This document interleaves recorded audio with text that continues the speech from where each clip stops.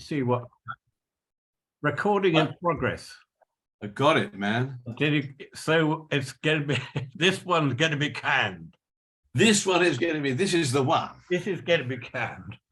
Marvelous. Yeah, okay, Matt. So, far away. I've really enjoyed listening to your podcast, Matt. I think they're terrific.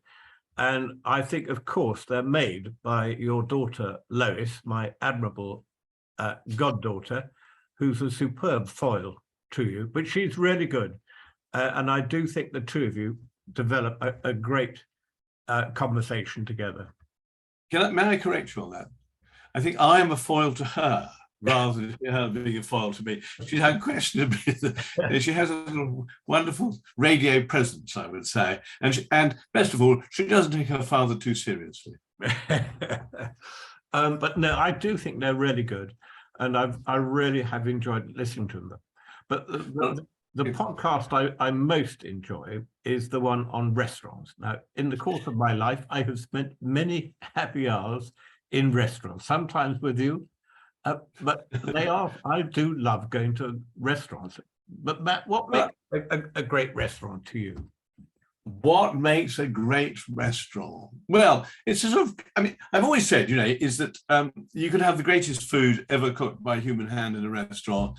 And if the company is off key or the situation is miserable, it'll be ashes in the mouth. And you could have shepherd's pie and Bulgarian mele in the company of family and friends. And that you remember 40 years hence. So it's about, so it isn't necessarily about the quality of the food, although that helps. For me, the great joy of going to restaurants is that it's like going to the theatre. In fact, it's like being part of a play, because when you, as a customer, when you go through that door, you become part of a sort of a greater whole. And I just love the whole sort of choreography of the waiters coming, going, the glasses being filled, the food being brought to you, and also looking at the little dramas happening at other tables. Where else can you get so much pleasure? I was about to say for so little money, but actually it does add up rather. It does add up, but you can get great value from fine restaurants or from less fine restaurants.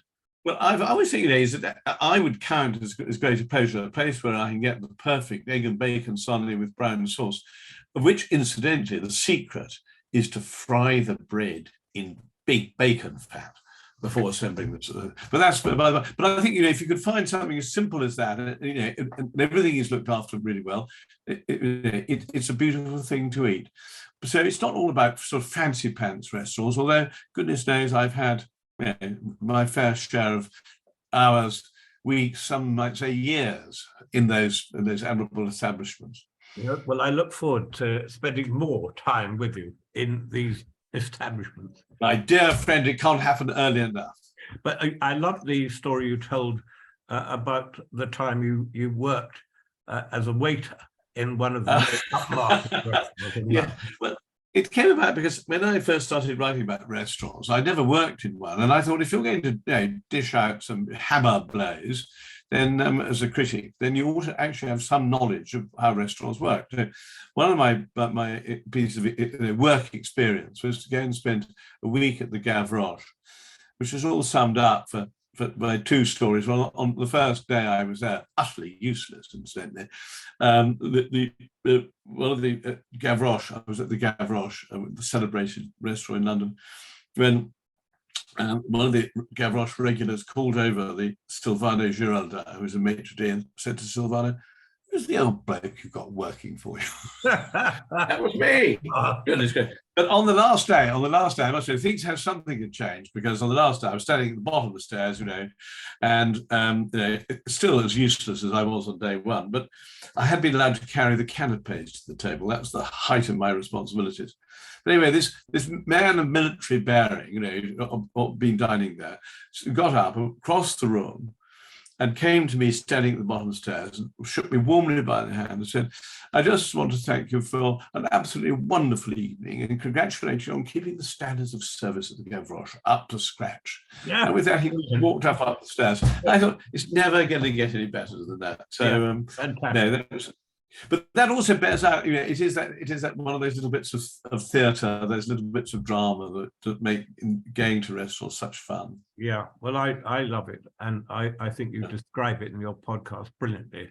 Thank you. But I think on perhaps a more serious note, the one of the reasons people come to the Pulse website is because they can't get the financial products, the life insurance that they want, and frequently because there's a health problem.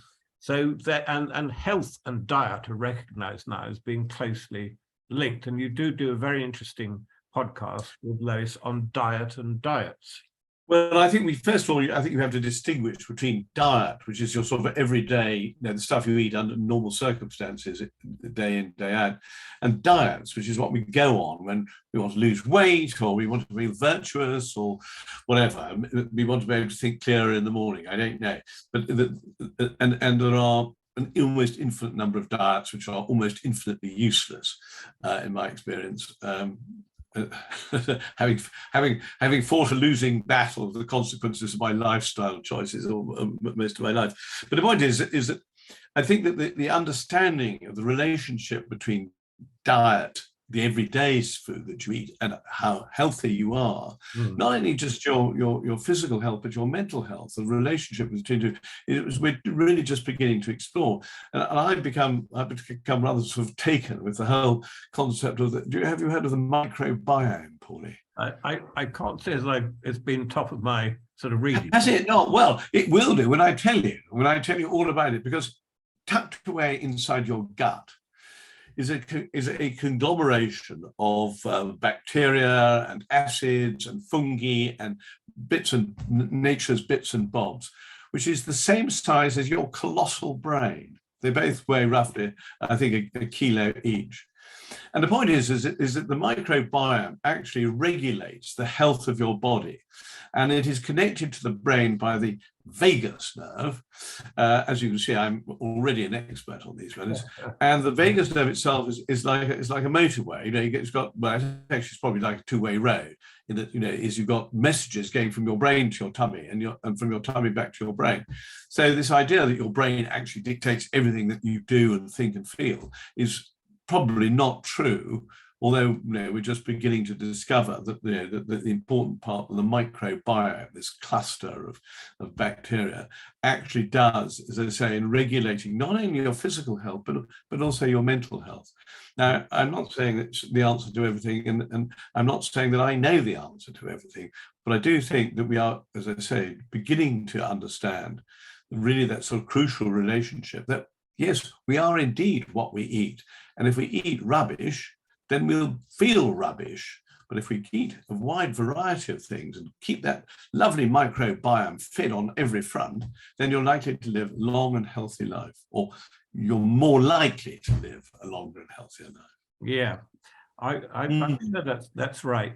But I think really what you and Lois do is I think you do develop this conversation together, and you describe so well what is a key part of the enjoyment of life, and that is food. Well, I'm afraid that, as I keep on saying before, or said elsewhere, actually, is joy not good for you? Is happiness not good for you? Is pleasure not good for you? Okay, too much of any of these things is, clearly not going to be so good for you. But nevertheless, I think that there's so much pleasure to be associated with the whole business of eating well at home and eating well in restaurants, that you're an absolute fool if you don't pay attention to it and get as much pleasure out of it as you possibly can. Yeah. After all, you've got to do it every day, haven't you? Yeah. No, I'm totally sold on that line of thinking. Well, thank you. Well, can I just say two things? I think is that, first of all, I think that the whole point about the podcast was just really to try and capture that thing of the sort of conversations that Lois and I have, so that anybody listening in can feel as if they're sitting down beside us in the kitchen, getting a glass of wine and joining in the conversation. So that's the one thing. The other thing, Paulie, my very last piece of advice to you, sir, your mantra should be: eat better, eat less.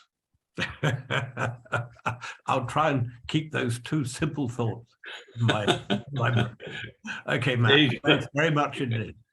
It's been a joy. Okay, bye.